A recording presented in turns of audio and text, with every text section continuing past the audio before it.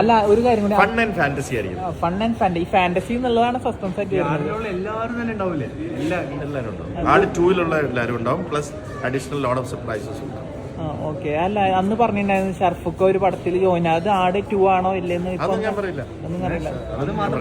ഫ്രൈഡേക്ക് ഒരു യൂണിവേഴ്സ് ഉണ്ട്, ചിലപ്പോൾ പലരും അതിലേക്ക് വന്നേക്കാം. ഓക്കെ.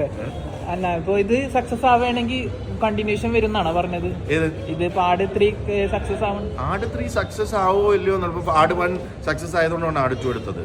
ആടിന്റെ കണ്ടിന്യൂഷൻ പല രീതിയിൽ വന്നുകൊണ്ടേയിരിക്കും അല്ലേ? അല്ല ഇപ്പൊ ഓൾറെഡി ക്യാരക്ടേഴ്സിനൊക്കെ ഓൾറെഡി ഒരു ബീജം ഉണ്ട്, ആ ബീജം തന്നെയാണ് തന്നെ വരുള്ളൂ. അല്ലെങ്കിൽ നിങ്ങൾ അക്സെപ്റ്റ് ചെയ്യോ?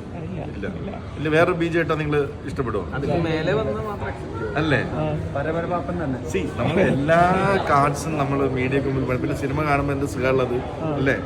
നമ്മള് ഫൺ ആൻഡ് ഫാന്റസി ആണ്. ഞാൻ പറയാം, ആട് 3 എന്ന് പറയുന്നത് നിങ്ങളുടെ പ്രതീക്ഷകൾക്ക് ഒപ്പം നിൽക്കാൻ ഞങ്ങൾ ശ്രമിക്കും. It's A very good. ഞാൻ സ്ക്രിപ്റ്റ് വായിച്ചതാണ്, പലവട്ടം വായിച്ചതാണ്.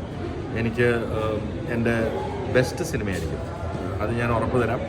അതായത് ഞാൻ ഇപ്പം പലയിടത്തും ന്യൂസുകാരെ കഥയിൽ എല്ലാ സ്വത്തും വിറ്റിട്ട് ചെയ്യണം എന്ന് ആഗ്രഹിച്ച സിനിമ ഞാൻ വെറുതെ പറഞ്ഞല്ല.